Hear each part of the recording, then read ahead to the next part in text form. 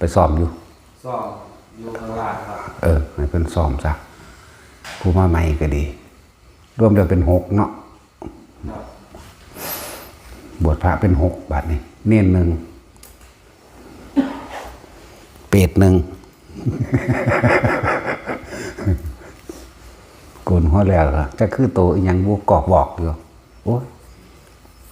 ตะเก้าก็ขี้ไล่อยู่แล้วไม่เฮ็ดขี้ไล่ตึงกว่าเก่าอีหามเอ้ย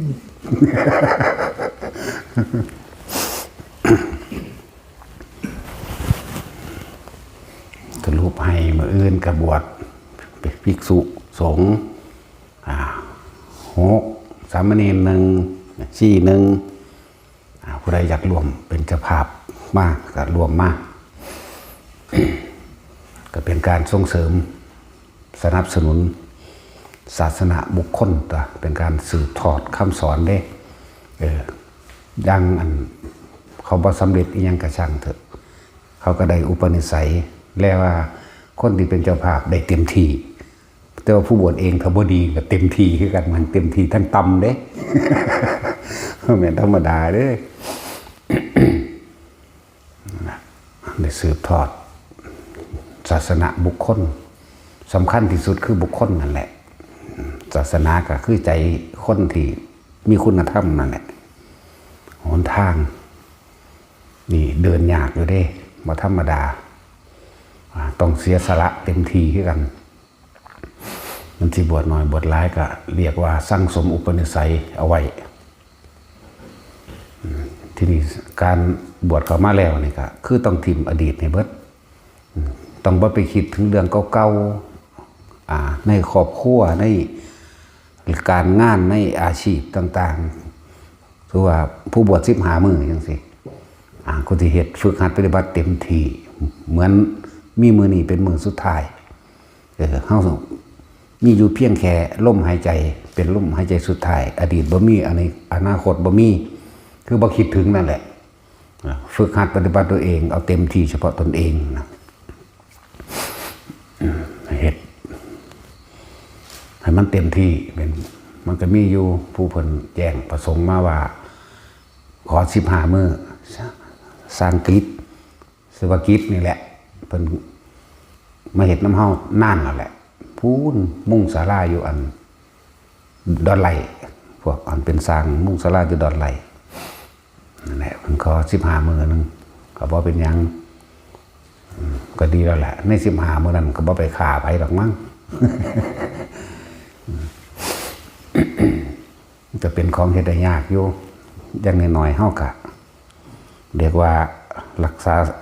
ศีล5โดยเบื้องต้นได้15 มื้อนะแม่นใจมันสิเป็นไปอยู่แต่ว่ากายมันบ่ขาดซั่นอย่างนึงกับการบวชเป็นของเฮ็ดได้ยากคือดอกแต่มันง่ายคนก็เต็มโลกแล้วตัวปานนี้เนาะคน70 ล้านคนในประเทศไทยเฮานี่มันก็พอล้านแล้วตัวปานนี้มันบ่ได้พอล้านเด้ถ้ามันง่ายมั้ย300,000นึงไปจักสิพอบ่พอได้อันโดยประมาณซื่อๆคน70 ล้านบวชประมาณ300,000อันกลัวมันสำเร็จอัน70 กว่าล้านเนี่ยคือบวชประมาณ300,000อันกลัวมันนั่นแล้วผู้ใดว่ามันง่ายก็มาทำไมเนาะแนวเฮ็ดยากๆคือติดคุกนะมันว่าหลายแต่เป็นเท่าใดล้านเอาโลดเนาะ แนวเฮ็ดยากคักปานก็ยังกล้าพากันไปติดคุกอยู่ขายยาบ้าก็ขายยากๆสูบยากๆกินยากๆเนาะปนกี้ขาก็มีแต่แนวยากๆมันคือไปเต็มหยังอยู่ในหันแหน่เขาเฮ็ดกำแพงไว้เด้เขาย่านคนไปเขาเฮ็ดกำแพงมีย่ามเฝ้ามีประตูล็อกเป็นเวลาอย่างดีปานนั้นยังล้นกันเข้าไปอยู่เนาะแต่ทินส่วนวัดนี่บ่ได้มีกำแพงบ่ได้มีย่ามล้อมเด้เปิดประตูไว้อยู่สั่นแหละ ขึ้นนิดหน่อยนึงบ่นั่นแหละเป็นของยากอยู่แต่รูปแล้วก็คือบวชพระ6 เนียน1 จี้1โอกาสสุดท้ายมื้ออื่นก็บวชแล้วแต่ว่าหลังนั้นก็เอาคือเก่าแหละเลยสิเป็นเจ้าภาพแต่ เป็นมาพุละบาท2 บาท10 บาทหรือล้านหนึ่งก็เอาคือเก่าแหละเอาเบิดนั่นแหละเอามาเป็น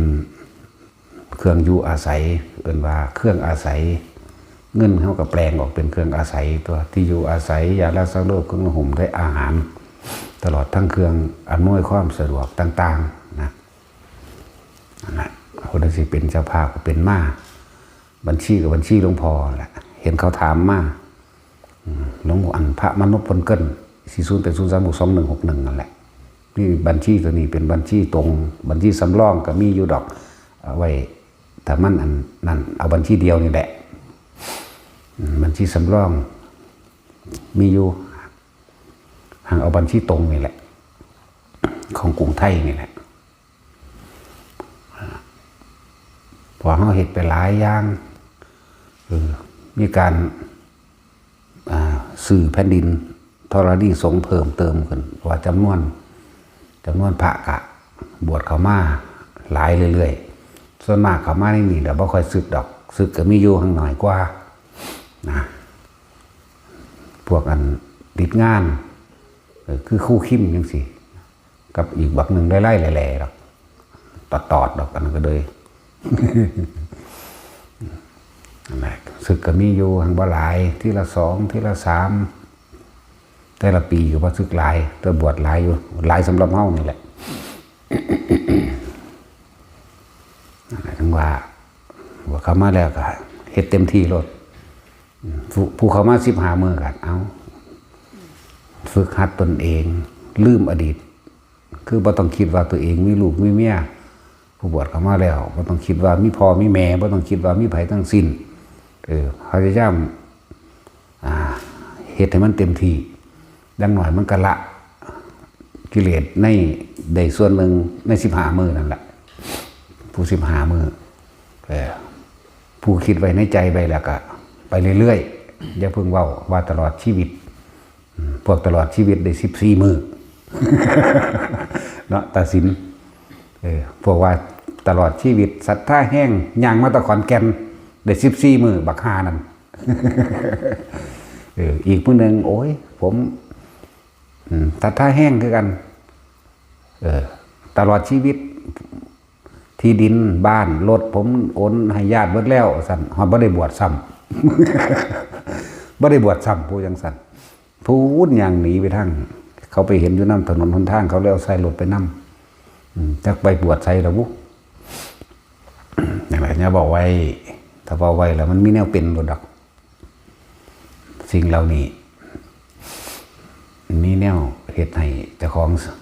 เสียความตั้งใจเจ้าของเองเสียสัจจะพวกนี้เฮ็ดไปเรื่อยๆบวชไปเรื่อยๆนะแต่เฮาบ่สั่งสมตอนมีชีวิตอยู่ตอนนี้สิไปสั่งสมตอนใดสิไปสร้างตอนใดสั่งสมสิ่งที่เป็นกุศลละอกุศลออกอย่างน้อยก็ละได้15 มื้อก็ยังดีมันเต็มที่หลายอันหลายอย่างที่ฝึกหัดให้แต่ละคนอยู่ในนี้ให้เสมอกันนั่นแหละเพียงแต่ว่าผู้ใดสิขยันกว่ากันเป็นผู้มาใหม่หรือผู้มาที่หลังกะความรู้เก่าๆเฮาก็มีอยู่ดอกแต่ว่าเฮาว่างสักก่อนแล้วลองมารับความรู้ใหม่ๆสิเฮาบ่รู้เปิดใจรับลองเบิ่งเพื่อหยังเพื่อเป็นแนวทางของเจ้าของเองนั่นแหละอย่าพึ่งค้านอย่าพึ่งแย่งแล้วก็อย่าพึ่งรับรองพร้อมอย่าพึ่งรับรองว่าดีว่าถูกแล้วก็อย่าพึ่งค้านว่าบ่ดีว่าบ่ถูกให้ตัวเองฝึกเอาเองอย่างว่าเว้าอยู่เรื่อยๆเชิญทุกคนเข้ามาพิสูจน์ด้วยตัวเองได้เลยเฮาฝึกให้เสมอกันบ่ว่าผู้หญิงบ่ว่าผู้ชายเมื่อฝึกให้โดยเบื้องต้นแล้วเจ้าสิด้อยค่าหรือให้ค่าก็เป็นเรื่องของตนเองตัวเองสิเอาไปพัฒนาตัวเองสิเอาไปต่อยอดตัวเองเอาไปเพราะสิ่งทั้งหลายแล้วนี่มันเป็นของโลกมันเป็นของเฮาเลยเป็นของโลกเด้วิชาความรู้ทั้งหลายก็เป็นของโลกนั่นแหละให้เบิดคือผู้อันเพิ่นมาอยู่นำเพื่อฝึกหัดเพื่อห วิชาใหม่ๆเพื่อไปประกอบตัวเองเพื่อไปฝึกหัดตนเองก็ลองเห็นเบิ้งในหมู่พวกพระภิกษุสงฆ์น้ำกันเองก็สอนกันแนะกันนั่นแหละแนะกันแนะเบื้องต้นให้กันให้มันได้ส่วนใดเบื้องต้นได้แล้วค่ะแล้วแต่เขาเจ้าเสียไปพัฒนาตัวเองก็เอาไปนั่นแหละเพราะสุขสิ่งอย่างเหตุอย่างไว้กับตัวเองเราได้รับเองบ่แม่นผู้สอนบ่แม่นผู้บอกคือพระพุทธเจ้าแหละพระพุทธเจ้าเพิ่นก็เป็นแต่เพียงผู้บอกทางให้เฮาส่วนผู้เดินทางเขาต้องเดินทางประสบพบเหตุประสบการณ์ตัวเองเกิดขึ้นกับตัวเองสิยึดมันถือมันหรือสิปล่อยว่างก็ขึ้นอยู่กับตัวเองบ่ได้มีค่าหรือด้อยค่าหยังก็เพิ่นแล้วก็เหมือนกันแล้วแต่แล้วก็หลายๆอย่างที่แนะนำให้ ลองฝึกเฮ็ดกระดาษออกจากผ้าเมื่อฝึกกระดาษออกจากผ้าไปแล้วก็ฝึกเอาไฟแช็กเอาตะปูเอาท่อนไม้คลอแคลกเอาว่าไปแล้วก็เอาของใหญ่ขึ้นเป็นขวดน้ำเป็นกองใหญ่ๆหรือเป็นท่อนไม้ใหญ่ๆจนถึงสุดท้ายก็ลองเอาตัวเองออกจังสิเอาตัวเองออกจากผ้าได้แล้วก็ฝึกหัดล้วนแล้วแต่เป็นการส่งอารมณ์มันเป็นกุศลหรือสร้างสมสิ่งที่เป็นกุศลจังได้กระสร้างอยู่ในฌานคือเก่านั่นแหละจิตมันก็ตั้งมั่นอยู่ในฌานหรืออยู่ในสมาธิก็ว่าไปยึดตั้งมั่นอยู่ในกุศลนั่นเองหลายอันหลายแบบที่แนะนำให้เอาไปเป็นเครื่องเล่นเครื่องยูมีอานิสงส์เยอะแยะถ้าจะพูดถึงล่ะหรือเขาใส่สื่อมั่นว่าสมาธิรักษาโลกจังซี่ก็เอาไปฝึกเอาเองปรับธาตุเห็ดแขนสั้นเห็ดตัวสั้นตัวโยกแม้กระทั่งตัวร้อยก็แล้วแต่เอาไปต่อยอดเอาเองเขาแนะพื้นฐานให้เพราะเขาเห็ดให้บ่ได้นะเห็ดตัวร้อยก็ได้เห็ดตัวเองออกจากผ่าเห็ดตัวเองออกจากกำแพงในห้องทดสอบตัวร้องอยู่กับผู้เดียวนั่นแหละจะไปสนไผอยู่จังสั้นคนที่เห็ดกระดาษออกจากผ่าแต่เป็นเบิ้งผู้อื่นเห็ดนี่มันก็จะมีความคิดมันสิหาเหตุผลกลไกทั้งวิทยาศาสตร์มาประกอบแม่นแล้วเห็ดจังสั้นมันแรกจังสี่อย่าพึ่งด้อยค่าหรือให้ค่าอย่าพึ่งตัดสินว่าจริงหรือบ่จริงถ้าตัวเองเป็นเองสักก้อนจังตัดสินตัวเองนั่นแหละบ่ต้องตัดสินผู้อื่นเห็ดกระดาษออกจากผ้าเห็ดก้อนหินออกเห็ดไม้ออกเห็ดปากกาออกเห็ดไฟแช็กออกใหญ่ขึ้นก็ทดสอบเอาเองการทดสอบกำลังจิตของเจ้าของเองคือการคืบแขนคืบก้อนหินอธิษฐานลองเบิ่งว่าแต่ของถึงมีจิตตั้งมั่นดีบ่กำลังฌานนี่ใส่ประโยชน์ใดใส่ประโยชน์ให้รักษาตัวเองก็ได้ใส่ประโยชน์ให้รักษาผู้อื่นก็ได้การคืบผ่าคือบ่แม่นคือผ่าคืบแขนคืบนิ้วมือนิ้วศอกเข้านี่แหละคืบศอกเข้านี่นั่นแหละนี่ก็เป็นการทรงฌานอันนึงจะมีประโยชน์อย่างมหาศาลด้วยกันอันนี้ก็ดีจึงแต่ว่าเหตุให้มันเป็นสกอนเดอร์จังว่าถ้าอันใดตัวเองบ่เป็นจะพึงว่าจริงหรือบ่จริงว่าดีหรือเลวจะพึงว่าให้ตัวเองเห็นเป็นสกอนการปรับธาตุโดยส่วนร่วมคำว่าปรับธาตุถ้าเนื้อหนังมังสาเฮาเองบ่เป็นปกติโดยวัยของมันมีโรคมันป่วยโดยเลือดโดยลมโดยธาตุดินธาตุน้ำธาตุลมธาตุไฟในร่างกายของเฮามันบ่ปกติบ่สมบูรณ์ก็ให้ใส่วิธีทำกายให้สั่นไหวให้กายมันสั่นให้กายมันสะเทิมมันสิสั่นลึกๆเข้าไปอาศัย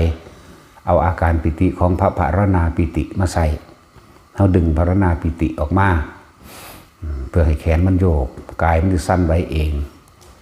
ถ้าเลือดนี่เป็นธาตุน้ำถ้ามันบ่ปกติมันอุดมันตันมันขอดมองใดเดี๋ยวมันก็คลายของมันเองลมก็เหมือนกันมันอุดมันตันมองใดมันบ่สะดวกมองใดก็ใส่อันนี้แหละใส่การทำกายให้สั่นไหว ร่างกายโยกสั่นไหวดุจดังว่า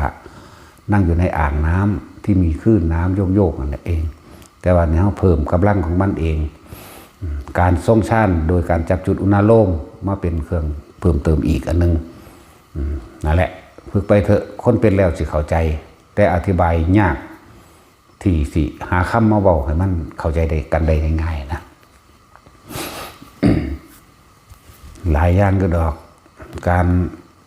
เฮ็ดร่างกายสั้นมื้อนี้เป็นหยังเขาคือบอกให้น้อมจิตไปทั้งสูงและทั้งต่ำบ่ให้ไปแต่เขาให้เบิ่งกายเวทนาจิตก็ให้มันรู้อยู่ในกายสั้นนี่เองคือบ่ให้หนีจากกาย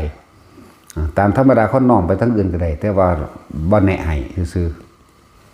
น้อมเพื่อที่จะเห็นเพื่อที่จะรู้นั่นนี่แล้วบ้างคิดแบบนี้กระทำแบบนี้นึกแบบนี้เป็นแบบนี้ได้ทั้งนั้นแต่ว่าบ่บอกเพราะว่ามันเหลวไหลส่วนมากมันมักของแถมของแปลกๆของเห็นนั่นของเห็นนี่ก็เป็นจริงเป็นจังน้ำของภาพฝันนะแล้วบ่แน่ถ้ากายมันสั้นแล้วสั้นซ่าสั้นเร็วให้ทำความรู้สึกอยู่ในกายนี่เห็นบ่กายเวทนาจิตเวทนากายกายเป็นที่สังเกตของจิตคือบ่ให้มันหนีไปทางใดเวทนาคือความรู้สึกอันสั้นไว้อยู่ในนี้มันก็เอิ้นว่าทรงชาญมันก็เอิ้นว่าเอาอาการปิติมาใส่ประโยชน์ในการปรับธาตุถ้าสิว่ารักษาโรคก็สิมีคนแย่งบ่ซั่นเขาสิบ่สร้างโรงพยาบาลที่จริงบ่สร้างก็ได้ถ้าฝึกเป็นทุกคนเด้ถ้ามาทำเป็นทุกคนแต่ว่าคนที่บ่เป็นมันสิแย่งนะฉะนั้นจึงบอกว่าเฮาท่ามาพิสูจน์ท่ามาเฮ็ดเอาเองบ่แม่นมาโดยมโนทิฏฐิกูสิไปทดสอบจับผิดเด้ว่างความเป็นกลางไว้ซะก่อนบางคนมาโดยอยากมาจับผิดอยากมาทดสอบทดลองลองภูมิก็ว่าคนที่มาโดยอยากมาฝึกมาหัดจริงๆเป็นข้าวเดียวบ่ยากดอกเพราะว่ามันบ่ได้แบกอัตตาตัวตนหนักๆมาแบกบักใหญ่บักสูงแบกความรู้ไตรปิฎกมานะเฮ็ดแบบโง่ๆนี่เขาเจ้าบอกนั่นใดเฮ็ดแนวนั้นก็ไปล่ะนั่นแหละพวกรู้บ่จริงพวกรู้บ่จริงพวกเอาความเห็นเจ้าของเป็นใหญ่มาขวางสิ่งที่ตัวเองที่ได้รับประโยชน์นั่นแหละว่างเบิดเฮ็ดคือจังบ่รู้จักหยังที่จริงการปฏิบัติธรรมกรรมฐานเหมือนกับนับหนึ่งใหม่เสมอเด้อเหมือนกับเฮาเริ่มต้นใหม่เหมือนไม่รู้อะไรเลยเด้เหมือนเริ่มต้นใหม่นั่นแหละเริ่มต้นใหม่คือรู้ลมหายใจนี่ก็เป็นเริ่มต้นใหม่ยุ่งซี่แหละบ่ไปหาอดีตบ่ไปหาอนาคตดอกนั่นแหละไปคือคิดนั่นแหละฝึกหัดเล่นภิกษุผู้มาอยู่นำจังซี่เฮาก็คือเฮาแนะนำให้ไปต่อยอดเอาเองเฮาบ่สรุปผลให้เพราะว่าผลขึ้นอยู่กับตนเองต้องเฮ็ดเอาผลมันเฮาเรียกว่าเริ่มต้นให้นะผู้เพิ่นมาจากทางอื่นก็ดีเริ่มต้นให้ว่าเฮ็ดแบบนี้เด้อนอกนั้นก็ไปต่อยอดทดสอบทดลองเอาเองแตกแขนงเอาเองของเฮาส่วนมากครูภาคหลักจำเขาจะบ่สอนตรงอันนี้เฮาสอนตรงอธิบายความรู้สึกให้พร้อมสอนละเอียดเป็นอันนี้คืออันนี้คืออันนี้เอาจนหันละเอาจนมันเข้าใจจนว่ามันคลายสงสัยอยู่ละแต่ว่าให้เป็นซะก่อนได้จังบอกแต่บอกไปก่อนก็คือว่านั่นแหละมันสิขาดแค่นี้เอาดนเดาเอา นั่นแหละอาการปิติทุกอย่างเฮาสามารถทำให้มันเกิดขึ้นได้เราเอามาใส่ประโยชน์ต่างๆตามอาการของร่างกายที่มันพิการมันป่วยที่ธาตุมันบ่สมบูรณ์ปรับธาตุอาการนิ่มนวงอยู่บนหัวแย้มปากเขาจักน้อยถ้ามันนิ่มนวงอยู่ตรงกลางคิ้วกลางหน้าผากของเฮาเองแล้วแย้มปากจักน้อยเด้อนี่เฮ็ดมื้อนึง 3-4 เทื่อละ 2-3 นาทีหรือบ่ปานนั้น3วินาที4วินาที5วินาทีก็เฮ็ดไปแย้มปากลองเจียนลึกเข้าไปในกลางสมองมั่งเย็นลึกหรือเป็นรอบหัวเฮาเป็นหัดๆเข้ามั่งตึงๆมั่งเฮ็ดจังซั่นเดี๋ยวพวกไม่เกณฑ์ก็หายก็บอกไปจังซี่ ขึ้นอยู่กับตัวเองเฮ็ดเอาได้ล่ะแต่เฮ็ดเป็นทุกคนที่มาอยู่นี่ถ้าอยากมาถึงหลวงพ่อจริงๆต้องฝึกการจับจุดอนุโลมทรงชาติให้มันเป็นจังถึงจริงแค่มาเห็นมากราบมาไหว้ซื่อหลวงพ่อต้องบ่ต้องการผู้ใดมากราบมาไหว้บ่ต้องการดอกไม้บ่ต้องการคำสรรเสริญอีหยังบ่ต้องนำเครื่องทั้งหลายมาสักการะบูชาบ่ต้องการสิ่งที่ต้องการคือความรู้สึกตัวเองที่ฝึกหัดปฏิบัติเป็นในตนเองนี่ต่างหากนั่นแหละคือเป็นวิชาของตัวเองเป็นความรู้ตัวเองเป็นความรู้สึกตัวเองคือมันนี่เฮ็ดให้มันเป็นเฮ็ดเป็นแล้วก็ยังเอาไปต่อยอดตัวเองอยู่น้ำบ้านเจ้าของพุ่นอยู่หม่องหรือวัดเจ้าของก็ว่าไปพอครูฝึกเขาก็เพิ่มขึ้นน้ำแน่ผู้ใดอยากเฮ็ดกระดาษออกจากผ้า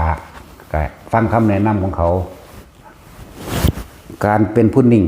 การเป็นผู้ฟังดีที่สุดโดยบ่ต้องเถียงคำว่าเถียงบ่แม่นออกปากเด้เถียงในใจก็มีแหละพอถ้าเขาเจ้าแนะแล้วก็เฮ็ดตามโลด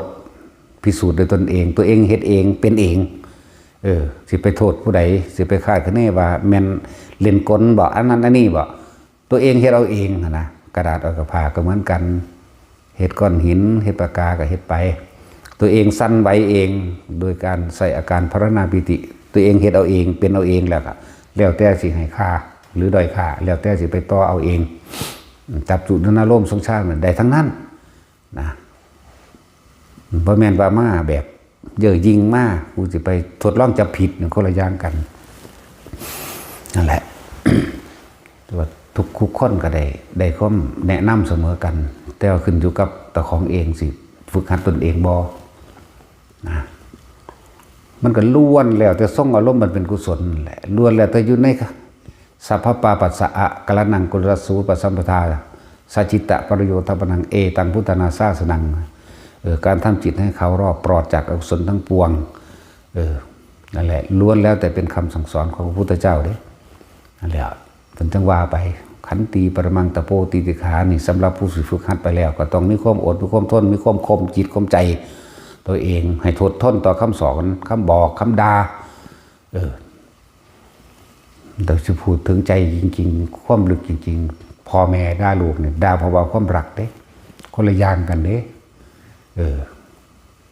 ครูอาจารย์จริงๆแล้วเนี่ยอยากว่ายิ่งกว่าพ่อแม่คนเด้เขาจะว่ายิ่งกว่าพ่อแม่อีกเด้คำว่าครูอาจารย์พ่อแม่เขานี่หวังดีอยากให้ลูกมีอยู่มีกินอยากให้มีอาชีพที่มั่นคงแต่ว่าครูอาจารย์ทางธรรมนี่อยากให้ไปนิพพานหมดเลยบ่อยากให้มาเกิดมาทุกข์อีกเลยเด้มันคนละอันกันเด้ปกปักรักษาผลเก่าชีวิตเขาแลกให้คือกันแหละแล้วผลเก่าชีวิตแลกให้คือกันคนไปแลกชีวิตมาก่อนดอกกันแนวมื้อนี้ก็ดีแต่ละองค์คือไปโสเป็นโสตายมาก่อนแล้วไปฝึกไปหัดตนเองไปอดไปทนไปอยากไปหิวไปห่อนไปหนาวไปสัตท่านวันไหวคันครามบาดกลัวสารพัดกว่าสิฟ้าอุปสรรคความกลัวกว่าสิเอาชีวิตรอดออกมาได้เรียกว่าหลอดตายจึงได้ทำอยู่เหนือความตายแล้วจึงได้ทำความตายว่าอาจสามารถทำอะไรเราได้เลยนั่นแหละเขาจะยังออกมาสอนได้เด้อะไรจังว่ามันเทียบแล้วมันกว่าพ่อแม่คนเด้นั่นแหละจังว่าบ่มีพ่อแม่ใครสิบ่หักลูกแต่คนดอกสิว่าปปกป้องบ่มีจะคนดอกนั่นแหละจังบอกว่าเอาดีๆเด้ออาจารย์บ่ได้เลือกลูกศิษย์จักว่าล่ะลูกศิษย์ตั้งหากที่เลือกอาจารย์เพิ่นอยู่หม่องเก่าเพิ่นอยู่เป็นกลางๆของเพิ่นว่าเขาพุ่นออกพี่เลือกให้มันดีเด้อนั่นแหละอาจารย์อยู่กับถ้ำทุกองค์นั่นแหละว่าได้ว่าเจ้าของว่าผู้อื่นนำทุกองค์ผู้เขาเจ้าพ้นไปแล้วจังซี่เขาเจ้าอยู่เครื่องกลางแต่ความเป็นห่วงลูกศิษย์ลูกหายิ่งกว่าลูกผู้แล้วพอแม่เลี้ยงลูกยังเข้าข้างและลำเอียงได้เนาะ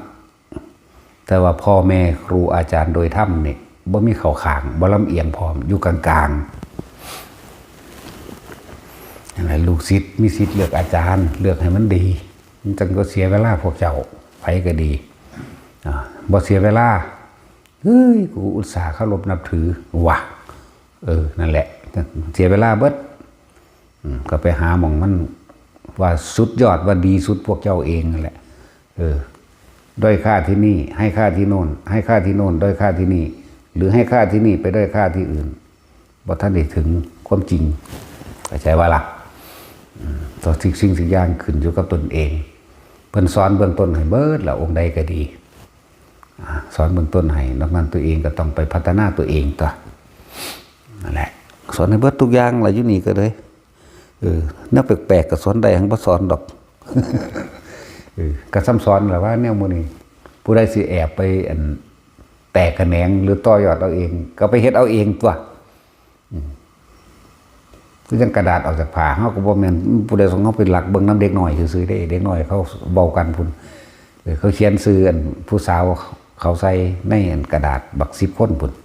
ใครคิดถึงข้าพเจ้าด้วยความใจจริงใจในขณะนี้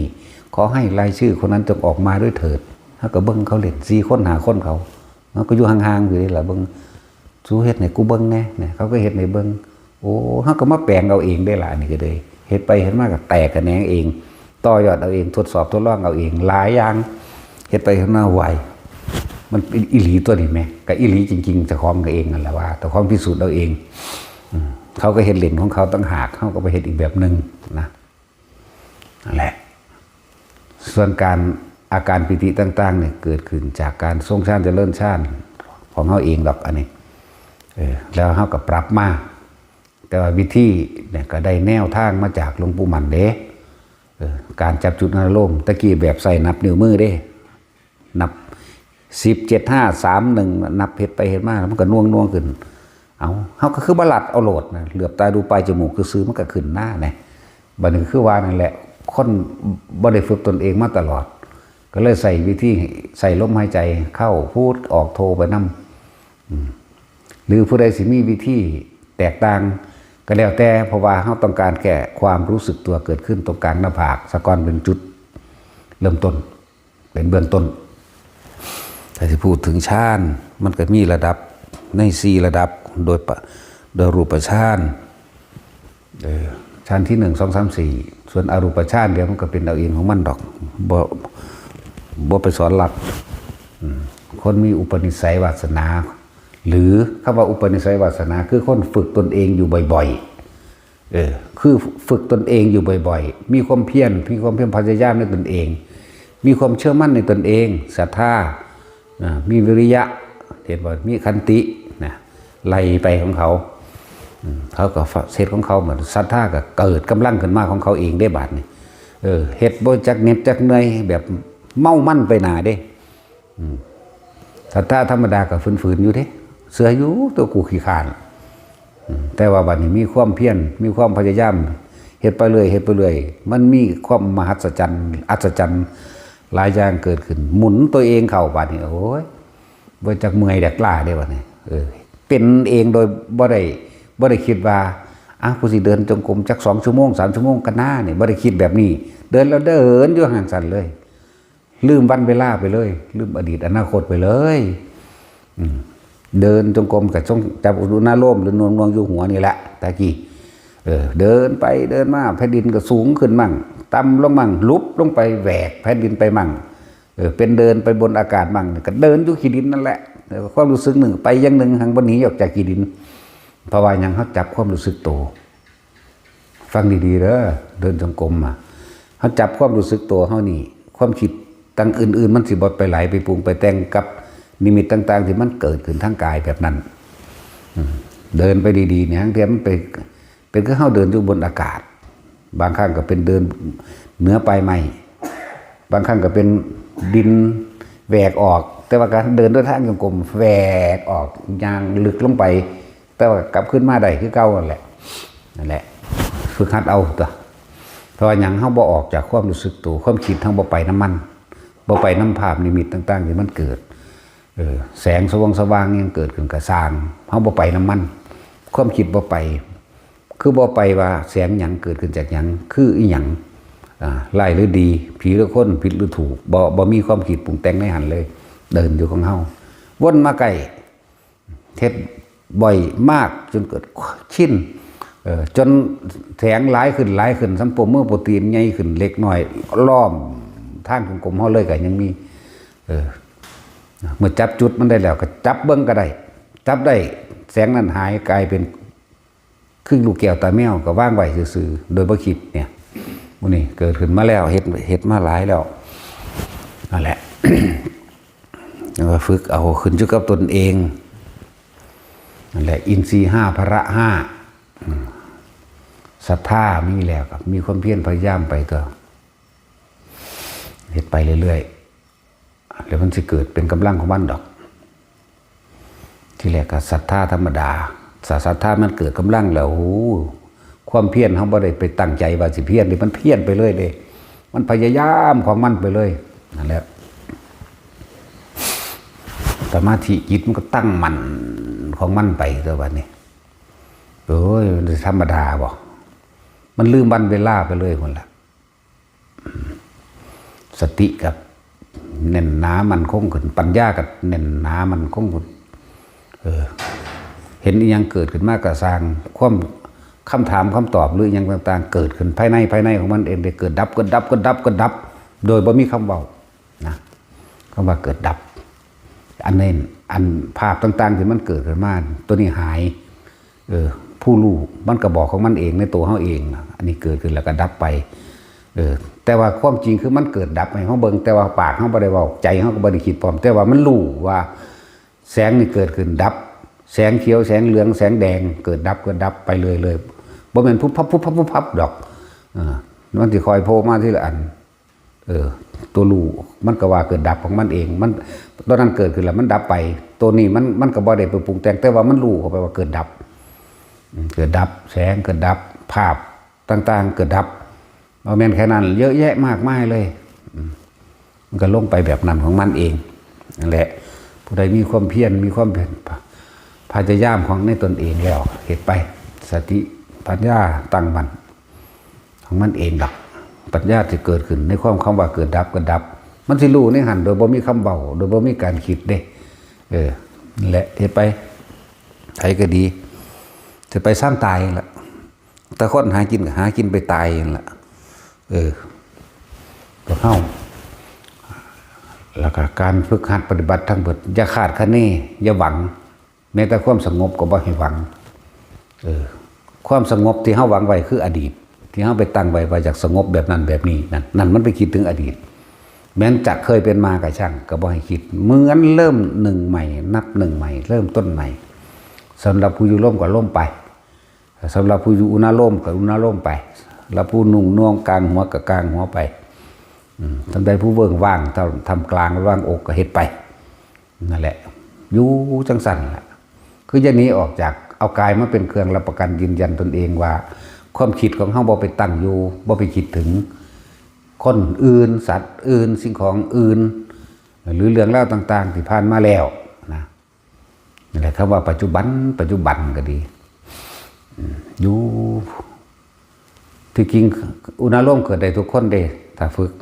ถ้าบ่มีมั่นอะทิฏฐิถือว่ากูเฮ็ดถูกต้องแล้วลองคลายลองเบิ่งเฮ็ดต้องเบิ่งจะเถียงเกิดได้ทุกคนเฮ็ดตามพิธีเขาพาเฮ็ดนั่นแหละตามพาเฮ็ดเฮาก็ให้เหลือบตาดูปลายจมูกสูดลมหายใจเข้าแล้วก็คลายออกสูดเข้าคลายออกก็เป็นรถเด้เฮาบ่มีคำบริกรรมเด้แต่ว่าตะกี้เฮาก็มีอยู่คำบริกรรมนี่พุทโธบ่แม่นแต่พุทโธแต่ซื่อๆเด้เฮามีฮอดภาพพระให้พุ่นเด้พูดขึ้นมานี่เป็นภาพพระปรากฏขึ้นเลยเด้เฮาก็ดีเป็นพระกับแบบคือพระพุทธชินราชนี่แหละนั่นแหละบางที่ก็เป็นส่วนมากก็ใสประกายพึกออกมาแล้วแต่มันสิเปลี่ยนสีให้ดอกแต่ว่ามันเปลี่ยนเอาเองสีนั้นเริ่มต้นแรกเลยแต่เป็นเด็กน้อยกันก็เป็นแบบพระพุทธชินราชสีเหลืองแล้วก็เป็นประกายแล้วก็เป็นแสงกับแสงออกเหลืองโอ้ยมันเหลืองธรรมดาเด้เหลืองแล้วผ้าพระนั่น ก็เปลี่ยนเป็นสีขาวมั่งเขียวมั่งนะชมพูม่วงมั่งก็ว่าไปนั่นแหละเขียวก็บ่แม่นเขียวแบบใบไม้หรอกจักสิวางได้แล้วเชื่อปากกายผึกไหมทั้งสั้นแหละอื่นมรกตบอกก็อื่นนั่นแหละแล้วก็เบิ้งมันอยู่หันแหละแต่เฮาเฮ็ดต่อเนื่องมาเรื่อยๆแต่ว่าบ่แม่นเข้มข้นดอกฝึกที่แรกก็เลยก็ค่อยเฮ็ดไปมื้อละเล็กละน้อยเด้อเฮ็ดจังได๋ก็ทางหม่องสุดท้ายที่เฮาสิบ่ทุกข์อีกเลยมีหม่องเดียวสิ้นตัณหาหมดความปรารถนาหมดความอยากตอนนี้นอกนั้นไผสิไปเกิดเป็นหยังอยู่หม่องรวยเพียงใดก็ช่างเถอะป่วยคือเก่าหากินซ้ำตายคือเก่านั่นแหละอยู่หม่องจนก็หากินซ้ำตายอยู่หม่องรวยก็หากินซ้ำตายรวยก็ป่วยจนก็ป่วยเจ็บปวดคือกันนั่นล่ะน่าอย่าไปสะอ่อนมันสำหรับผู้ที่ฝึกทรงฌานเจริญฌานเป็นหยังคือเน้นย้ำว่าให้มีความรู้สึกตัวให้มีความรู้สึกตัวชั่วคนที่จับจุดอุณาโลมได้แล้วหรือนิ่มๆนุ่งๆเนืบหน้าอยู่บนหัวก็ให้อยู่หันแหละเวลาเฮาเจ็บเฮาปวดเฮาป่วยมามันสิเบียนมันสิบ่ไปสนใจตัวปวดมันสิมาสนใจตัวเนืบหน้ามันเลยทุเลาบรรเทาความเจ็บปวดออกมันเลยคือบ่เจ็บปวดเฮาสิบ่ไปใส่ใจความปวดทั้งร่างกายเป็นหยังคือบอกว่าทำให้ชินน่วงบนหัวก็น่วงอยู่นี่ที่กินกายกับปวดอยู่เวลาสมบัติคนป่วยที่ว่ามันมีอาการเจ็บปวดเพราะว่าเฮาไม่ชินอยู่นี่เฮาสิบ่ค่อยไปสนใจปวดบางใดยิ่งเพ่งบางหันทั้งปวดเด้สิบอกให้เอาความจริงเป็นจังซั่นเบิดปวดหัวเข่าเอาเพ่งตรงไหนเป็นของเราเอาเพ่งเช่งจนหายปวดบ่มีทางปวดก็เกาอีกปวดคือสิขาดออกเป็นซ้ำแหมนั่นแหละบ่สิไปจดจ่อมันเฮ็ดหยังเสยกับมันบ่ต้องคิดกับมันจึงหาวิธีอื่นมาเป็นตัวจอมาเป็นตัวยูถึงบอกว่าผู้ใดจับจุดอารมณ์กลางหน้าผากไปแล้วก็เฮ็ดไปมันขึ้นหัวก็รู้ในหัวเฮานี่เนิบหน้าไปนำมันสิเป็นคือเอามือเศร้าเอาล่ะนั่นแหละเป็นแล้วเข้าใจอยู่ดอกกันคำเว้านี่ผู้ท่านนี่เป็นก็เศร้าเบิ่งซะก่อนก็ได้เอามือซ่าหนุนหน้าไปบางที่ก็เป็นคือล้มหัวกุดหน่อยหมุนบนหัวแล้วก็หน่อยเขานั่นก็บางที่ก็กว้างบางที่ก็เริ่มแพร่รัดกับมาตามหนังหัวเขานี่แหละแพร่รัดบางคนก็อยู่หนาตึงหยาตึงเป็นคือมีให้ไตแล้วบ่แม่นให้ตัวเดียวเด้ก็บ่แม่นหลายขนาดนั้นอีกยุบยิบคือสิเข้าหูสิเข้าดังเป็นสั้นแหละนั่นแหละถือว่าความรู้สึกโตแต่ว่าเริ่มต้นแรกฟังดีๆว่าเริ่มต้นแรกมาจับจุดอารมณ์ให้มันเป็นนิ่มๆน่วงๆนึบๆอยู่ตรงกลางคิ้วหน้าผากซะก่อนตรงกลางระหว่างคิ้วหรือตรงกลางหน้าผากแต่เฮาฮู้จักมันดีแล้วมันสิค่อยๆแพร่กระจายออกไปหรือเข้าไปเย็นนิ่มน่วงในกระดานหน้าผากผู้ใดเคยสมัครน้ำสำลักน้ำบ่เวลามันแสบจิ้วเขากระดานหน้าผากมาแต่ว่าอันนี้มันบ่ได้แสบจิ้วเด้มันนิ่มน่วงเข้าไปนั่นแหละบางคนก็ซึมซาบลงสู่กลางสมองบางครั้งก็อาจจะเห็นสมองเป็นคือมีไฟเปิดอยู่ในหันหังบ่แม่นแสงหังบ่แม่นหลอดไฟหรอกมันแจ้งเข้าไปเลยในกลางสมองเห็นหัวกะโหลกฮอดกระดานหัวกะโหลกมันก็มีลักษณะนั้น อะไรจังว่าเริ่มต้นแรกมาเอาจุดแรกทำได้สะก้อนจุดตรงกลางหน้าผากเท่านี้วันนั้นจะคอยคืบข้านไปของมันขึ้นหัวก็อยู่หัวรวดมันขึ้นมาได้กระสังกะทำความรู้สึกโตยันนี้ออกจากเรือนแห่งกายกายมันหลายมันใหญ่มันจุดใหญ่เฮาจึงทำความรู้สึกอยู่หน้าที่จุดเดียวจุดหนึ่ง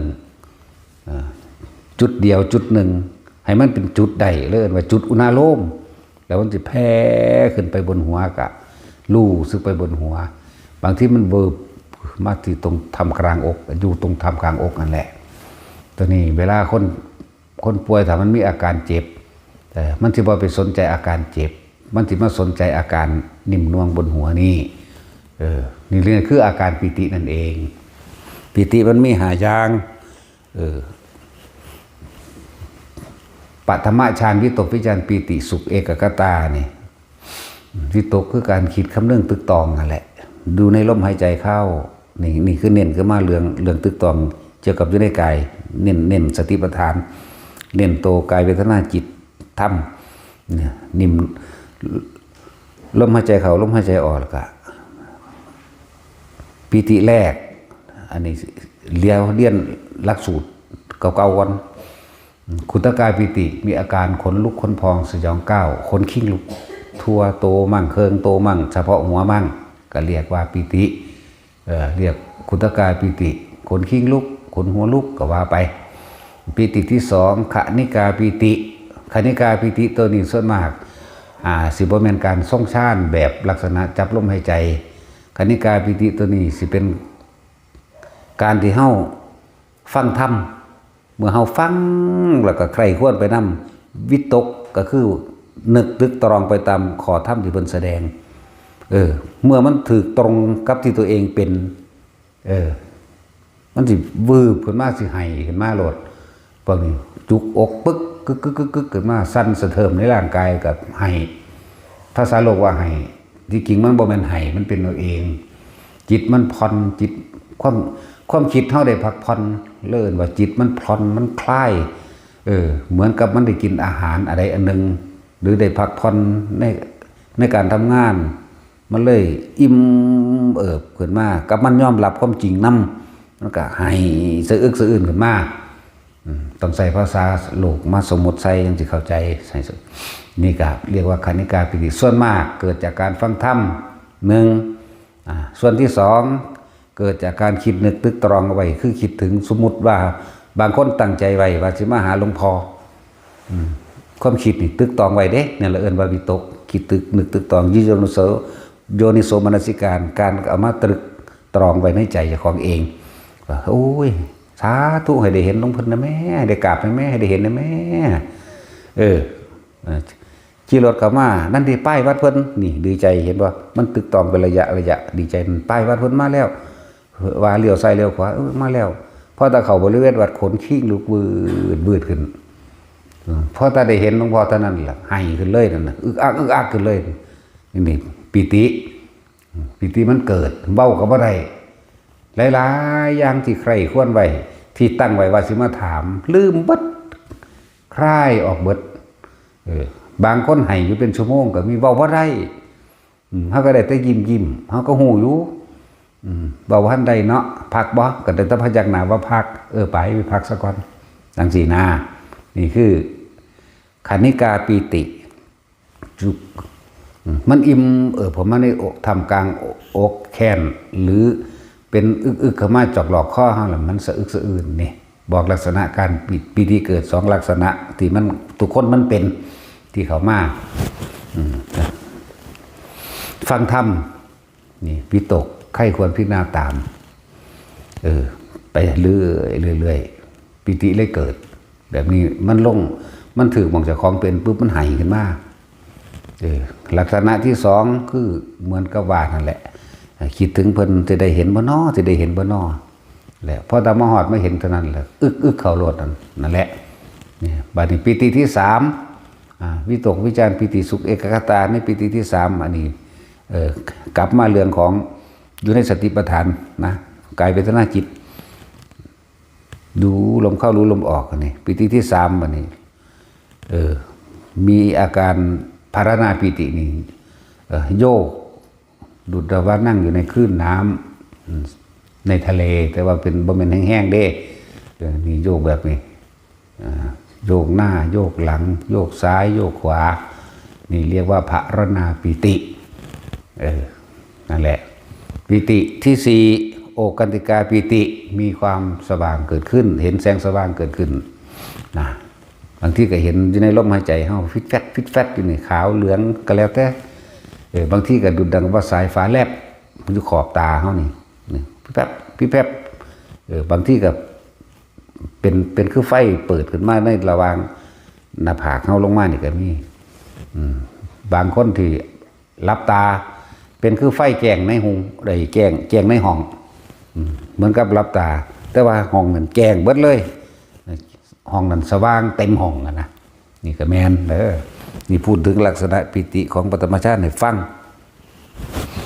ปิติที่ห้าปิติที่ห้าเรียกว่าอุพงคาปิติเป็นดุจดังว่ากายนั้นลอยขึ้นเป็นดุจดังว่าเด้แต่ผู้ลอยขึ้นจริงๆก็มีอยู่แต่หน่อยคนเป็นดุจดังว่ากายลอยขึ้นมันบ่แค่นั้นบัดนี้บ่แม่นแค่ว่าดุจดังว่ากายลอยขึ้นแค่บางที่เฮานั่งอยู่พื้นเฮาก็รู้สึกโตอยู่ในพื้นแต่ว่ามันยืดขึ้นไปเฉพาะแอวเฮานี่ยืดขึ้นไปจนไปทะลุเหมือนกับว่าเฮาที่ฝ่าไหลน้ำตาน้ำหนาน้ำข้างก็ว่าไปหรือไหลออมแอวก็ว่าไปบางครั้งก็เป็นดุจว่านี่มีอาการร่างกายนี่ใหญ่ขึ้นโพงขึ้นพองขึ้นใหญ่อึ้งลึงขึ้นเต็มห้องนี่ปิติหายางในปฐมฌานบ่ให้ฟังแต่ว่าบัดนี้เฮาสิจับเอาปิติมาไว้ตรงเดียวตรงที่เดียวชื่ออุณาโลมนี่เองอุณาโลมตรงกลางระหว่างคิ้วบางที่มันก็ขึ้นหน้าผากก็เรียกว่าระหว่างคิ้วหน้าผากก็ว่าไปนี่เริ่มต้นแรกทุกคนต้องมาเริ่มต้นตรงนี้ซะก่อนเพราะว่าการทำสมาธิของเฮาการทรงฌานเจริญฌานคือการทรงฌานเจริญฌานหรือทำสมาธิลืมตาบ่ได้รับตาเฮ็ดเด้มื่นตาเฮ็ดการที่ให้มันเกิดขึ้นได้ก็ต้องเหลือบตาดูปลายจมูกนั่นแหละแต่แนวคิดนี้เมื่อ30กว่าปีขึ้นหลังก็เอามาจากหนังสือหลวงปู่มั่นนั่นแหละมาทดลองเอาเองเฮ็ดเป็นแล้วก็เลยลืมไปเลยพึ่งสิมาฟื้นขึ้นไม่บ่กี่ปีหรอกนะฟื้นขึ้นไม่เพราะว่าคนมันมาหลายขึ้นก็เลยหาวิธีที่ง่ายทำง่ายนะฟื้นไม่จะ5-6 ปีนะมั้งประมาณนี้แล้วมั้งดู7 ปีนี่แหละไปตะกี้ก็แนะนำโดยการทรงจิตออกนอกคือไปรู้ไปเห็นสวรรค์นรกมั่งแต่ว่ามันเสือกลืมบ่เป็นที่เลยเศร้าสอนแนวจังสัตว์มโนมยิทธินะภาษามันซื่อดอกอันนั้นคือการน้อมจิตเพื่อจะทำให้ภาพเกิดขึ้นซื่อดอกอันนั้นนะมันก็เลยเอาอานาปานาสติซะตรงพร้อมหลัดสั่นกว่าอีกแปลงสีนาที่ว่าละว่ามันเกิดมันเป็นของมันเอาเองดอกแนวมันนั้นมันก็ไม่ได้ตั้งไว้ดอกอยู่ซื้อมันก็พลิกมาบาแนวนี้สอนแนวนี้แนะแนวนี้อ่ะนะอยู่ซื้อมันก็ไปของมันเป็นสั่นของมันดอกเขาไม่ได้กำหนดไว้ว่าเขาที่สอนแบบนี้ว่าจังสั่นเบาจังสี่กับบ่มีมันเป็นของมันเป็นเองตามปัจจุบันมันคือมันเป็นนั่นแหละสำหรับผู้ที่ว่าเดินทางมาแบบนี้ก็คือว่าเฮ้าสอนให้เป็นผู้มีจิตหนึ่งตั้งอยู่ในความรู้สึกที่เป็นหนึ่งว่าอีกอย่างหนึ่งเกิดเข้าใจว่าสมาธินี่แปลว่าจิตตั้งมั่นตั้งตรงไหนทำความรู้สึกให้เกิดขึ้นอยู่ตรงไหนเอาจุดเดียวเฮ็ดความรู้สึกอยู่จุดเดียวนั่นแหละจิตหนึ่งก็ใช่จิตหนึ่งก็ใช่ในความรู้สึกตัวที่เป็นที่เดียวในกายนี่ก็ใช่เรื่องว่ารู้สึกตัวแบบนี้ความรู้สึกตัวนี้เป็นเวทนาในเวทนาเด้เป็นกลางเท่านั้นเด้มันจะเกิดขึ้นได้ถ้าเราไปคิดถึงบุคคลสัตว์ซึ่งของเวทนาจะออกไปอยู่น้ำผู้อื่นหมายถึงความรู้สึกพอใจกับไม่พอใจจะไปอยู่กับบุคคลที่เขาคิดถึงสัตว์ที่คิดถึงสิ่งของที่คิดถึงเรื่องราวที่คิดถึงไปพอใจมั่งบ่พอใจมั่งแต่ว่าเมื่อไหร่นี่แต่เท่าไรกลับมาที่ลมหายใจปั๊บความรู้สึกที่มาเกิดขึ้นเนี่ยกายเวทนาจิตเวทนากายเริ่มมาจิตหนึ่งกับว่าทำความรู้สึกอยู่ที่จุดเดียวจุดเดียวจะนี้ออกจากจุดนี้ความรู้สึกนี่นะเริ่มต้นแรกก็อยู่หน้าผากบาดนี้มันเคลื่อนมาหัวกระลูอยู่หัวมันเคลื่อนกลางหน้าสมองกับอยู่กลางสมองกลางหัวมันเฮาจับจุดได้แล้วว่าเฮาต้องอยู่ในปิติในกายเข้าใจดีแล้วเนี่ยบางทีมันก็เข้ามาทำกลางอกก็อยู่กลางอกนั่นแหละแม้นอันอื่นจะแทรกซ้อนขึ้นมาถือว่าเฮานวงอยู่บนหัวนี่หรือหน้าผากก็ตามบางที่คนลูกซ้อนกันมากันนั่นแหละปิติมันซ้อนกันได้ปิติซ้อนกันได้ ตั้งแต่เฮ็ดมานี่เคยปิติซ้อนกันได้แม้กระทั่ง5 ถึง 6อย่างในขณะที่กายลอยขึ้นเนี่ยโอ้โหจะขนลุกวือทางวือขึ้นเลยดันหูนี่อื้อขึ้นไปเลยล่ะกายลอยขึ้นจนวันทำกลางอันนี้เว้าเรื่องตะของเองบ่ได้ไปเว้าเรื่องผู้อื่นเด้อบ่ได้ว่าผู้นั้นผู้นี้นะลอยขึ้นระหว่าง1 เมตรความรู้สึกขนลุกวืออย่างกายกระโยกทั้งซ้ายทั้งหมุนหางหมุนซ่าๆนิ่มๆทั้งโยกทั้งซ้ายทั้งหมุนเด้ตอนนั้นมันเป็นเรียกว่าเริ่มจับจุดได้ใหม่ๆนะไม่จริงๆมันก็ตกแล้วใครคืบเดียวมันก็ตกแล้วมันตื่นธรรมดาครั้งที่2เสียงสอกก็ตกอีกมันตกใจเป็นธรรมดาแต่ว่าเริ่มจับได้จับจุดได้ว่าว่างจิตแบบนี้นะจักขนลุกจักโจกจักทรายจักน้ำหูน้ำตาแตกออกไหลออกนี่เบิดแหละแล้วก็เห็นนั่นเห็นนี่พร้อมโอ้เป็นแบบนี้นั่นแหละบาดนี้สำหรับพวกเข้าที่ฝึกกันที่เดี๋ยวนี้แก้ความสงสัยให้บางทีมันนวงอยู่บนหัวขนลุกซ้อนขึ้นมาก็บ่ต้องไปคิดหยังเรียกว่าปีติซ้อนปีติเหมือนกันแต่ว่าเฮาให้จับเอาจุดความรู้สึกตัวอยู่นี่ปีติอันเป็นขนลุกขนพองก็เกิดขึ้นมาแต่ว่ามันบ่ได้ถึงขั้นว่าวือปานนั้นดอกแต่ละคนนั่นนะมันบ่แม่นวูดขึ้นปานนั้น ก็เป็นขนลุกชิ่งลุกธรรมดาขึ้นมาบางทีนวงอยู่นี่บางทีมันก็โยกหน้าโยกหลังโยกซ้ายโยกขวามั่งก็บ่ต้องไปคิดอีหยังกับมันคืออย่าไปคิดหาว่าเกิดขึ้นจากอะไรอย่าไปหาเหตุผลคือสงสัยเข้าใจว่าล่ะแล้วก็เกิดความหงุดหงิดอึดอัดนะแล้วมันก็คลายออกอันนี้ว่าจิตบ่ตั้งมั่นนะมันหลอกให้ออกก็ว่าได้อีกซับหนึ่งที่จริงก็รู้ครับมันโลดมันคนลุกวืดมันก็สร้างเฮาก็อยู่ในความรู้สึกอยู่หน้าผากนี่หัวนี่ก็ตามก็อยู่นี่คนลุกขึ้นมาวืดก็มีบางทีมันก็โยกหมายถึงว่ามันสอนมาทีละอันพวกนี้บางทีก็เห็นนั่นเห็นนี่มั่งอันนึงเห็นวับแวบเหมือนคนเดินผ่านหางตาก็บ่ต้องไปงวกน้ำหรือที่งวกก็แล้วแต่ว่าจะคิดน้ำบางที่โดยสัญชาตญาณเป็นเองถ้าบ่อยากงวกแต่มันงวกไปจังซี่ก็บ่ต้องคิดน้ำมันบ่คิดน้ำมันคนที่ยางแวบไปเมื่อกี้หรือยางแวบมาทางหลังหรือคล้ายๆเหมือนกับว่าเลี้ยวเบิ่งรถก็ได้แต่ว่าบ่ต้องคิดน้ำมันเลี้ยวเบิ่งได้แต่ว่าอย่าคิดเบิ่งแต่ว่าคือหยังเป็นหยังเป็นไผจริงหรือปลอมนะนี่คลายความสงสัยในอาการต่างๆที่มันเกิดแต่ละคนมันมีซ่อนแต่ละคนมีอยู่แล้วล่ะมีอยู่หาแล้วอันตัวร้อยนี่หายากก็ดอกนอกจากผู้ไปตั้งใจฝึกลงเบิ่งก็มีอยู่นะตัวร้อยมีอยู่ตัวส่วนมากมันสิร้อยหลอกเป็นแค่เพียงความรู้สึกที่ลอยขึ้นส่วนมากจะเป็นรับตาพวกนี้แต่มื่นตาร้อยกิ่งเลยล่ะแต่มื่นตานั่นแหละเป็นอย่างคือให้เห็นมื่นตามันจังบ่สงสัยขนาดนั้นมันยังมีความสงสัยซ่อนกันเข้าไปอีกอยู่นะแต่ก็เลยคลายความสงสัยในอาการต่างๆที่เกิดขึ้นแต่ละคนอย่างได้กระช่างว่านี่ในความรู้สึกตัวที่มันความรู้สึกตัวเขาจะไปหน้าผากหรือหัวนี่ขนลุกก็บ่ต้องไปหาเหตุผลกับใดกับมันโยกก็บ่ต้องไปหาเหตุผลอันใดกับมันเห็นแสงสว่างหรือเห็นนิมิตต่างๆก็บ่ต้องไปสนใจว่าคือหยังเป็นหยังจริงหรือเท็จร้ายหรือดีบ่ต้องไปหาสื่อมันเลยคือหยุดเหตุนะหยุดเหตุพี่เฮาเอามาไว้พี่อยู่ในหน้าผากเฮาอย่างเดียวนั่นแหละอยู่จังสั่นมันสิโยกสิสั่นใจใส่เวลามันโยกเฮาก็สามารถใส่ความรู้สึกหยุดการโยกได้นะบางคนก็สะบัดตาหัวงักอยู่หั่นแหละวางจิตคือบ่ต้องปล่อยเต็มที่ถอยลงมากลางๆใส่ความรู้สึกอยู่ได้แต่ว่ารู้ได้อยู่ว่ามันสิใส่มันสิสั่นแต่ว่ารู้ได้ทางในบัดนี้จังซี่ก็มี 2-3 องค์ก็ดอก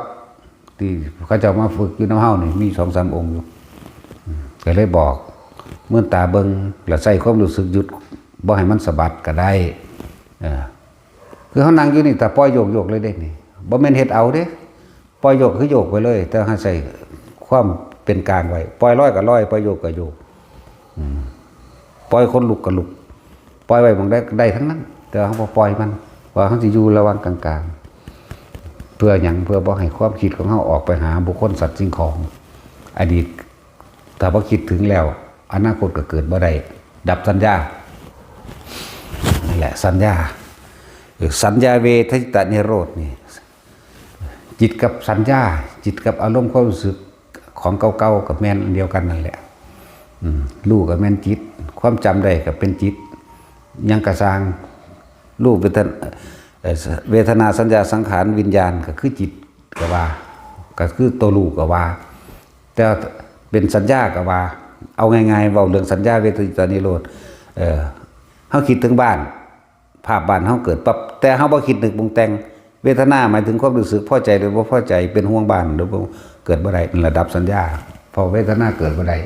พอใจก็ไม่พอใจเกิดบ่ได้นิโรธดับอยู่แค่นี้ประเด็นวิธีสิดึงการดับสัญญาได้ก็คือความรู้สึกตัวนี่เองดึงไว้ลั่งไว้บ่ให้มันคิดนะเลยกุศโลบายในการบ่ปรุงแต่งในสัญญาบุคคลที่เคยเกลียดกันแต่ก่อนเคยรักคิดถึงกันเป็นห่วงกัน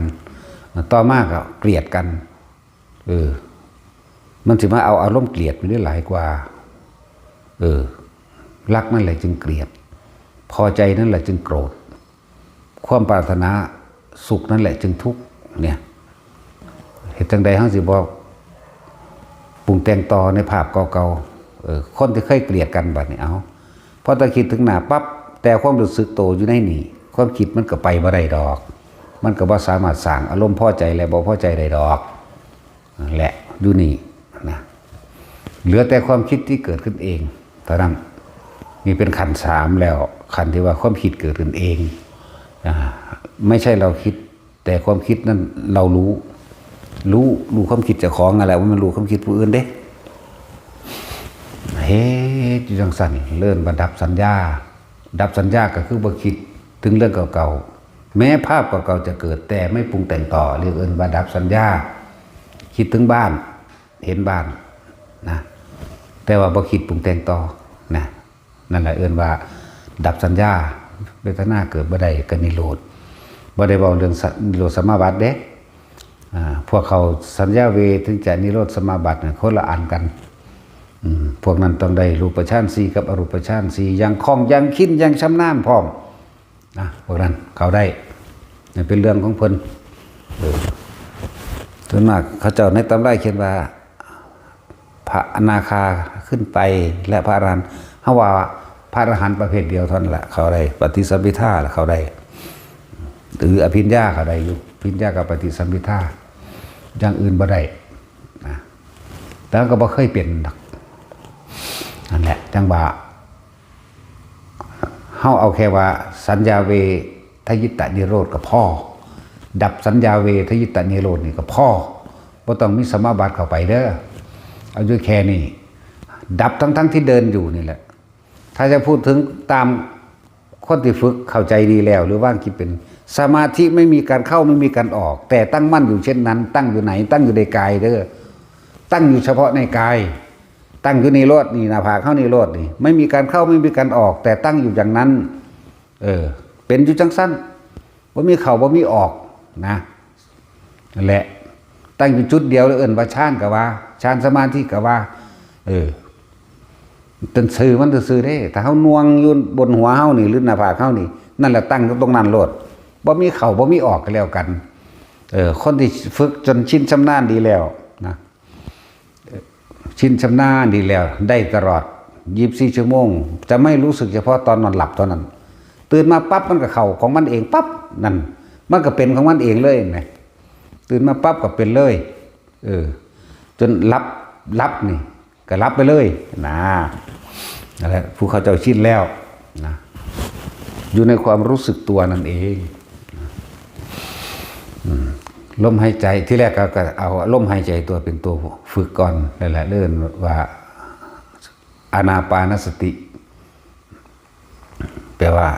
ทำความรู้สึกอยู่เพียงแค่ลมหายใจเข้าและลมหายใจออกนั่นเป็นเบื้องต้นบัดนี้เฮ ามาฝึกแล้วมันบ่แม่นแค่ลมหายใจเข้าออกมันมีอันนั้นอันนี้เกิดขึ้นตั้งเยอะ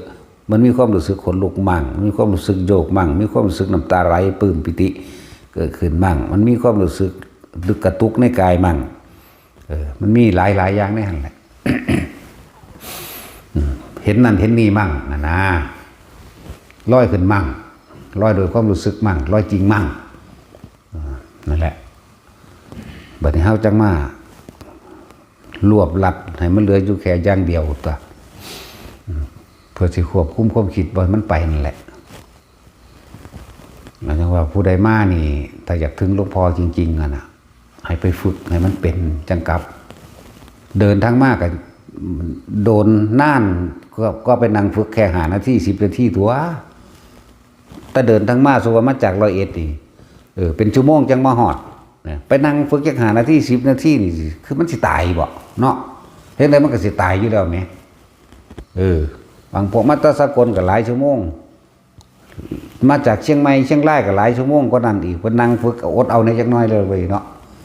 5 นาที10 นาทีนั่นแหละจังสิถึงหลวงพ่อเด้ออันมาเลี้ยวเบิ่งซื่อน่ะมาถ่ายรูปนำดูซื่อนั่นน่ะพวกเจ้าได้ของปลอมเบิดรูปมันบ่มีจริงดอกรูปมันไม่เที่ยงรูปมันปลอม ถ่ายไปแล้วก็ได้ของปลอมพวกเจ้าอยากได้ของจริงพวกเจ้าจงทรงชาติเป็นเจริญชาติเป็นจับจุดอารมณ์เป็นรู้ลมหายใจของให้มันเป็นนี่จังสิได้ของจริงจังสิถึงบ่ได้มาต้องการได้มาชมบารมีจังสั่นจังซี่บ่ต้องการดอกคำยกย่องอันนั้นบ่ต้องการดอกซ้ำดอกไม้สิ่งที่ต้องการคือให้พวกเจ้าเป็นเอาเองนี่ตั้งหากนั่นแหละให้เจ้าของเป็นเอาเองตัวเป็นไปแล้วนั่นแหละจังขึ้นชื่อว่าบูชาแท้บูชาบ่ต้องการดอกไม้เด้บ่ต้องหาแนวมาเอาอกเอาใจย่านเพิ่นบ่ย่องบ่มีย่องกันแล้วกันตายเบิดนั่นแหละอยู่นี่เนาะแล้วก็อยู่ทั่วโลกหรืออยู่โลกใดๆก็สร้างเกิดตายเบิดเกิดแล้วก็ตายเท่านั้นแหละเพชรดาเกิดก็ตายเด้นั่นแล้วคนเกิดก็ตายเด้สัตว์เกิดแต่ตายเด้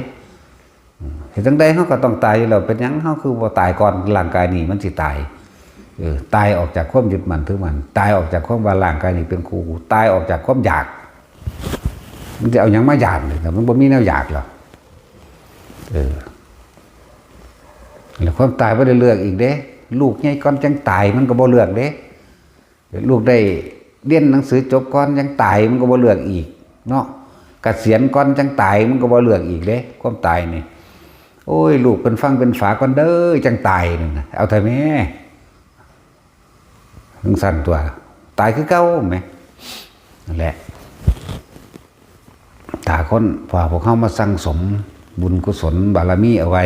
มันก็ปกป้องคุ้มครองตัวเองนั่นแหละอานิสงส์ของการทรงชาติเจริญชาตินี่ก็มีตั้งเยอะตั้งแยะไหมแต่อยากรวยก็มาฝึกเอาตัวแต่ข้าอยากยุ่งหันก็บ่ได้จักเทื่อตัวเนาะเพื่ออยากรวยอยากมีเงินติดนั่นก็นี่แหละอานาปานสตินี่แหละเว้าตามภาษาที่เพิ่นแปลมาแล้วนี่เหตุเจริญแห่งซึ่งโภคทรัพย์ทั้งหลายก็คืออานาปานสตินี่เองคนเฮามันต้องตัดอยากซะก่อนเมื่อบ่อยากแล้วมันทางใดของมันเองดอกเพราะว่ามันบ่ล่อ บ่อยากแล้วบ่ล่อดิบ่หวังแล้วก็บ่ล่อดินั่นแหละบัดมันมีมายามใดมันก็มีมานั่นแหละว่าคนใดกิจการงานซบเซาตกต่ำก็มาฝึกเอา3 เดือน4 เดือนขึ้นไปจังเห็นผลแต่ว่าบ่แม่นว่ามาค้างอยู่นี่ดอกฝึกเป็นแล้วนี่รู้ลมหายใจกับอุณหภูมิเกิดได้แล้วเอาไปต่อเอาเองเอาไปฝึกต่อเองอยู่บ้านอยู่เฮือนอยู่สถานที่ของเจ้าของวันหนึ่งทำอย่างน้อยวันละ3 ครั้งและ4 ครั้งก่อนที่จะหลับกับก่อนที่จะลุกในระหว่างกลางวันนี่คือ3 ครั้งนอกนั้นคิดขึ้นได้เมื่อไหร่ก็เฮ็ดไปเพราะว่าเฮาบ่ได้ให้ไปบ่ได้เอาท่านั่งบ่ได้เอาท่าใดทั้งสิ้นเพียงแต่ว่านึกถึงลมหายใจเข้าออกแล้วมีอาการปิติเกิดขึ้นได้ 2-3 วินาทีแล้วเลิกทำงานต่อเฮ็ดไปเรื่อยๆตัวนั่นแล้วจาก3 เดือนที่4ก็เริ่มเห็นผลผู้ขายของบ่ดีก็เริ่มขายดี แต่ว่าขายเนี่ยมันบ่ผิดกฎหมายได้ล่ะ ผู้เลิกขายบ่ดีก็เริ่มขายดีอันยาบ้าว่าหันถ้าฝึกอะไรดอกมันขายแมงดีเบิดนั่นแหละถ้าแนวบ่ดีนั่นเนาะของคือข่าวนั่นแหละข่าวดีขายไม่ได้ แต่ข่าวร้ายขายดีดีเนาะยังสั่นอีหลีเด้นั่นแหละกิจการงานต่างๆที่เขาฝึกอยู่แล้วเอาเบิ่งแย่ฝ่ายโลดภาษาร้านเย็บผ้าน้อยๆทอกำปั้นนิดนึงงานเราบ่ขาดมือจักเถื่อว่าล่ะแย่ฝ่ายแขวใหญ่แขวเสิร์กอันนะเท่าดอกอันก็เลยเนาะตัดสินแย่ฝ่ายแขวเสิร์กไหมหัวว่าสั่นกูก็วันควายหัวขึ้นโอ้ยยังไม่ก็โอ้ยแขวเสิร์กซะเลยเนาะนั่นแหละเขาไม่ได้ขาด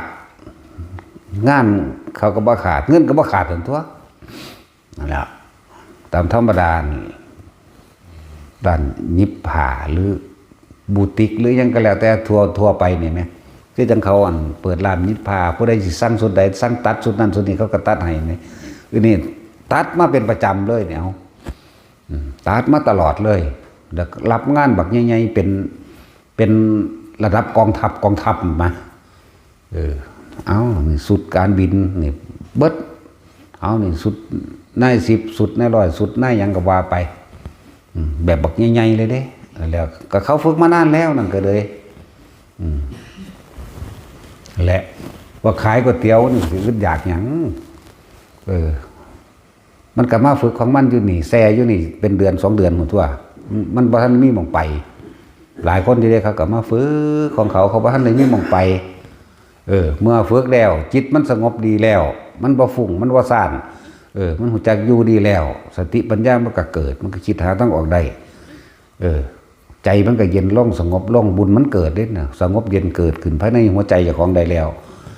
บ่เร่าร้อนบ่กังวลบ่สูญบ่โมโหได้หรือบ่ได้ก็นั่นแหละบัดนี้เขาออกไปขายบัดนี้มันทั้งติดบ้านผมอยู่สุดซอยเด้จังมันเป็นซอยมันสุดคักแล้วจังสิไปขายเลยมึงก็ตั้งอยู่หน้าบ้านมึงล่ะจังบ่ได้เซามันบ่มีผู้ใดมาซื้อดอกก็ซั่นโอ้ยบ่ทันได้ตั้งอยู่มาเถียงกูแล้วไปเฮ็ดบาดมันเฮ็ดไปเฮ็ดมาบ่ได้เซาบ่มาเท่าเดี๋ยวนี้ละบักฮานั่นแต่ก็สร้างดอกว่าต้องโอนเงินมาเอาเขาได้อีหลีไหมปูนผู้หลายจักย่ำใดล่ะมันจังมาเฮ็ดลงท่านแน่มันขายดีจังว่าล่ะนั่นแหละ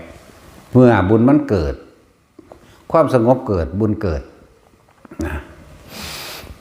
แต่สงบเกิดบุญเกิดเจ้ากรรมนายเวรได้บุญเทวดาได้บุญหรือญาติสนิทมิตรสหายต่างๆที่ตายไปแล้วบุญมันเกิดมันก็อุทิศบุญไปแล้วมันก็เข้าใจต่างๆที่เฮาแนะทำท่านสุกแหลกของตะกี้สุเฮ็ดหยังสุกมีแต่แหลกนั่นแดกนี่อยากได้อยู่ว่าสั่นความโลภสูมันตัดหนทางบุญเส้นทางที่อุทิศผลทานบุญกุศลกรรมดีมันบ่ไปนี่มันก็หยุดของมัน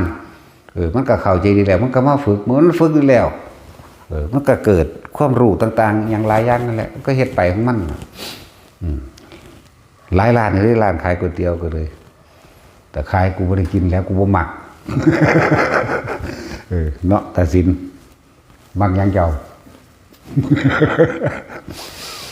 นะครับแล้ว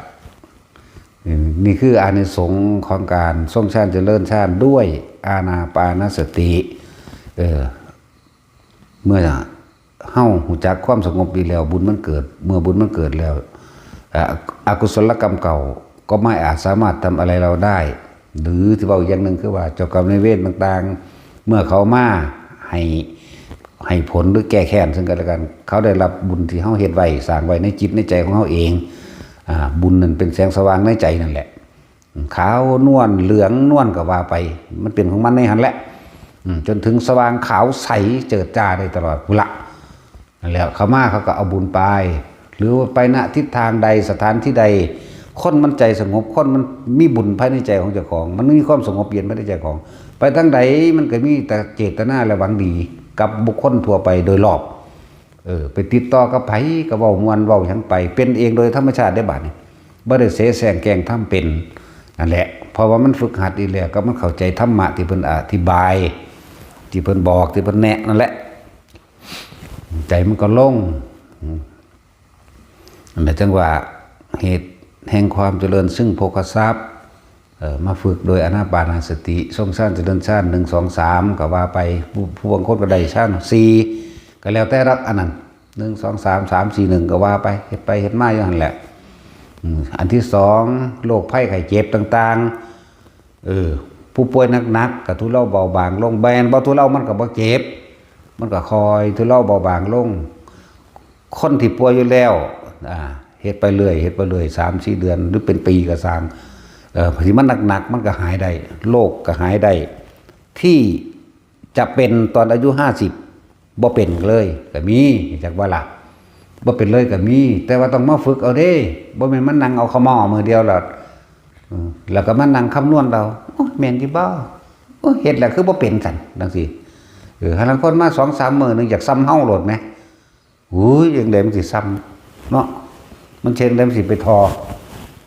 ฝึกไปสักก่อนนานๆสักวันเลยเว้ยแล้ว ถามเอาผลมันเลยจังซี่ก็ยังว่ามันเฮ็ดให้บ่ได้ก็ยังบอกอยู่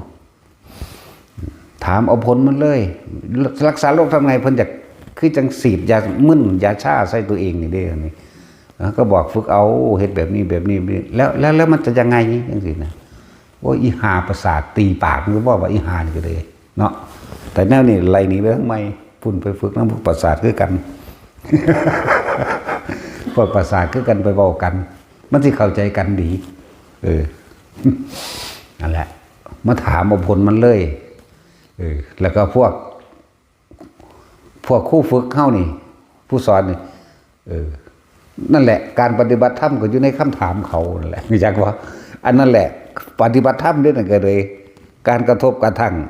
เขาสิเว้าเอาแต่ใจเขาเห็นบ่แต่ว่าเฮานั่นต้องเป็นผู้รู้ท่านในความอยากได้ดังใจเขาหรือเอาแต่ใจเขานำเด้นั่นแหละปฏิบัติธรรมจริงแล้วต้องกระแทกจริงกระทบจริงแหละ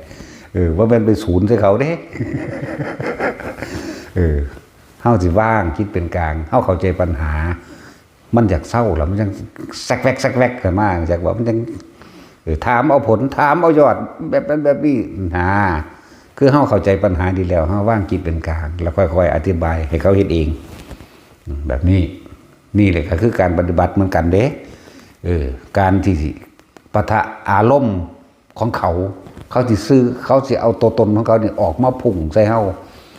เฮาก็รู้แล้วเฮาก็ว่างเฮาก็บ่รับแล้วเฮาก็มีแต่ค่อยๆอธิบายให้ฟังมันธรรมดาเด้นั่นแหละเหตุในการเจริญอานาปานสตินี้คนที่คิดว่าสิป่วยจริงๆแล้วมันมีช่วงจังหวะป่วยของมันอยู่แล้วแต่ละคนว่าเกิดมาเนี่ยเฮามีพร้อมกับบุญนี่แหละแต่ว่าเฮาสิต่อบ่เฮาสิต่อบุญก่อกุศลของเฮาเองบ่บัดนี้ใส่บุญเก่าบุญกุศลเก่าเบิดแบบใดเบิดเพราะว่าใจร้ายขึ้นความโลภมันหลายสิ่งต่างๆความสงบบ่มีอารมณ์มันเกิดโมโหกับโมโหใส่กันก็ฆ่ากันไปเลยก็ได้ตีกันไปเลยนี่ก็ได้นะนั่นแหละจังหวะคนเป็นเบิดบุญก็มีเด้อบ่แม่นคนตายเบิดบุญอันนั้นมันเบิดอายุเบิดชีวิต เสียชีวิตอันนั้นมันเป็นธรรมชาติหนึ่งที่เกิดแล้วต้องตายแต่ตายเนี่ยบ่เลือกดอกบ่เลือกไว้เด้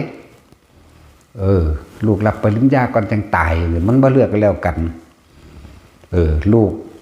มีฐานะอันมันคงก่อนจังตายมันก็บ่เลือกยังได้กระสร้างมันบ่มีผู้ใดอยากเข้ามาตายนี่แล้วหมายถึงว่าทุกคนที่มานี่ต้องฝึกให้มันเป็นจังสิถึงหลวงพ่อจังสิถึงคำว่าเคารพบูชาแต่เคารพจริงๆพวกเจ้าบูชาจริงๆพวกเจ้าต้องมาฝึกหัดปฏิบัติเอาเองให้มันเป็นได้นี่จังเอิ้นว่าบูชาพวกไปหาอันนั้นอันนี้ผ่างามๆไม่หลวงพ่อก็น่าเนี่ยบ่จักได้จักเม็ดอยากว่าล่ะดอกไม้งามๆให้หลวงพ่อก็บ่ได้อีกได้แต่เงิน เนาะตัดสินเอาว่าเจ้าเอาบ่เหลือ นั่นแหละ อยากให้ทุกคนฝึกเป็นเฮ็ดเป็นว่าพอเอาไว้ถ้ารองรับประกันตัวเองนะบัดสุดท้ายทุกคนต้องผ่านตรงนี้เด้ผ่ ผ่านความตายเด้สุดท้ายแล้วบ่มีผู้ใดหนีพ้นหนีบ่พ้นก็ต้องสู้กันตัวสู้กับความตายสู้ก็คือยอมรับสู้ก็คือบ่กังวลสู้คือปล่อยคือว่างคือผ่อนคือคลายออกสู้ก็คือเห็นทุกข์กำหนดรู้ทุกข์ได้แล้วสู้ก็คือเห็นตัณหาและอุปทานตัวเองว่างตัณหาได้แล้วดับได้แล้วจบมันสิอยู่หม้องนี้นี่ก็ล่ะนั่นแหละเพราะทุกคนต้องเข้าสู่จุดนี้แน่นอนตายแน่บ่มีเรือก็แล้วกันเงินหลายบ่ได้ก็ซื้อบ่ได้บ่มีเงินเลยบ่มีแนวซื้อพร้อม เงินหลายก็ซื้อบ่ได้รวยบ่ได้ก็ซื้อบ่ได้มันสิขี่เครื่องบินอยู่เพิ่นก็ตายเท่าหน้ามันสิขี่ยานอวกาศเป็นดาวหยังก็ได้ไปเท่าหน้าตายคือเก่านั่นแหละเห็นมั้ยมองสิเฮาสิบ่ประมาทมั้ยเร่งรัดฝึกหัดปฏิบัติตนเองตัวมันบ่ได้เลือกว่าให้เจ้าสร้างเฮือนแล้วก่อนจังตายเด้ลูกเรียนจบก่อนจังตายลูกแต่งงานก่อนจังตายโอ้ยบ่ทันได้เลี้ยงหลานอยู่จังตายบ่มีทางแล้วแต่มันสิเป็นขึ้นอยู่กับบุญกุศลที่เจ้าของสร้างแล้วถึงเข้าตายแล้วแต่ว่าถ้าเฮาสร้างบุญกุศลไว้หลายบ่ตายก็มีเด้ยืดออกไปอีกก็มีเด้แล้วสุมาณะสามเณรมื้อนั้นอุปชฌาย์เพิ่นภาษาลิบุตรบอกเจ้าสิตายได้เน้นจัวเพิ่นบ่ย่านตายดิโอ้กะซั่นขน้อยสิไปปวดเอาพ่อกับแม่ซะก่อนเดินทางไปล่ะก็ไปเห็นสาอันนึงมันปลาแห้งไอ้สาแห้งมันปลาแห้งขี้ตุ่มโอกโลกอากลากโอ้ 2-3 มื้อมึงตายแน่เนาะเพิ่นก็ปูผาจีวรลงหอบปลาใส่ปูใส่กุ้งใส่ไปปล่อยแม่น้ำใหญ่ที่เด่นย่างก็ไปก็มาหลายรอบเติบอยู่ดิเอาผ้าสต๊อบน้ำซากผักนั่นเดี๋ยวปกหัวยางตากแดดไปตัวบัดพูดแล้วฮอด7 มื้อแล้วก็บ่ตายพอดีพ่อแม่ก็บรรลุโสดาบันอีกต่างหากโอ้ธรรมดานั่นแหละเลยเป็นผู้มีอายุยืนตั้ง120อโลดโอ้ยกูฮอดพุ่นเด้อกูสมัครแท้ๆอายุยืนบ่อยากเอาจักเบ็ดเด้อเอาจัก65นี่ก็ตายโลดเนาะตายขวบเก่านี่นะขวบมันตายอยู่เร็วดูดิบ่อยากเฒ่าเนาะตาสินแต่ความตายมันเลี้ยงบ่ได้หรอกเราฝึกเอาเด้อผู้ใดก็ดีมาฝึกเอาถ้าเฮาทรงชาติไปแล้วเฮาจับจุดความรู้สึกตัวเองได้แล้วมันสิทุเราเบาบางในความเจ็บปวดนะในความเจ็บปวดเวลาบางที่มันสิตายมันคือเนื้อหนังสิฉีกออกนี่เด้ธรรมดาเด้คือขาเฮานี่คือจังมันลอกที่ออกจากขาเฮานี่เด้ตายมาแล้ว4เทื่อได้จังเว้าเป็นจังซั่นแหละตายเทื่อสุดท้ายโอ้ยมันบ่จะขึ้นมาจากมิดจังว่าดาตาสินดาตาจุยดาคูนหัวลานเนาะเอาขึ้นมาหยังกลุ่มเข้าไปอยู่หั่นแหละ ไปพาออกจะเฮ็ดให้มันตายคนทดสอบทดลองให้มันตายนะกะขามันก็สิผิดวินัยก็เลยต้องเฮ็ดหาวิธีนี้แหละเมื่อมันบ่ตายก็สร้างแมงนะบัดกูฐานมาด่าคนอย่างเดียว นั่นแล้วฝึกเอาใครก็ดีมาฝึกทุกคนฝึกได้เบิดได้เบิดทุกคนแต่ว่าต้องว่างความเห็นเจ้าของซะก่อนว่างมานะทิฏฐิความถือตนถือตัวถือว่าเจ้าของรู้กว่าเก่งกว่าซะก่อนถ้าเก่งกว่าบ่มาดอกมันอยู่ซื่อพูดถึงตรงนั้นแล้วบ่อยากไปไสบ่อยากมาไสบ่รำคาญบ่เซ็งบ่เบื่อบ่อึดอัดบ่หงุดหงิดซื่อๆเฉยๆอยู่เด้มันบ่ได้มีคิดว่าจะไปพุ่นไปพี่บ่มีเด้ผู้เขาเจ้าว่างได้แล้วจักบ่บ่จักได้หยังบ่จักเป็นหยังบ่จักไปทางใดเขาสิเว้าเรื่องผู้นั้นรวย100 ล้านพันล้านแสนล้านหรือล้านซื่อๆอยู่เขาว่าอุ้ยบางหันดีบางนี้ดีอาจารย์องค์นั้นจังซั่นจังซี่มันซื่อๆเดี๋ยวมันบ่จักไปไสเด้บ่จักไปไสบ่จักมาไสอุ้ยผู้นั้นสิมาเด้จังซี่บ่ตื่นเต้นจังเม็ดซื่อๆอยู่บ่รำคาญบ่หงุดหงิดบ่อึดอัดบ่เซ็งบ่เบื่อ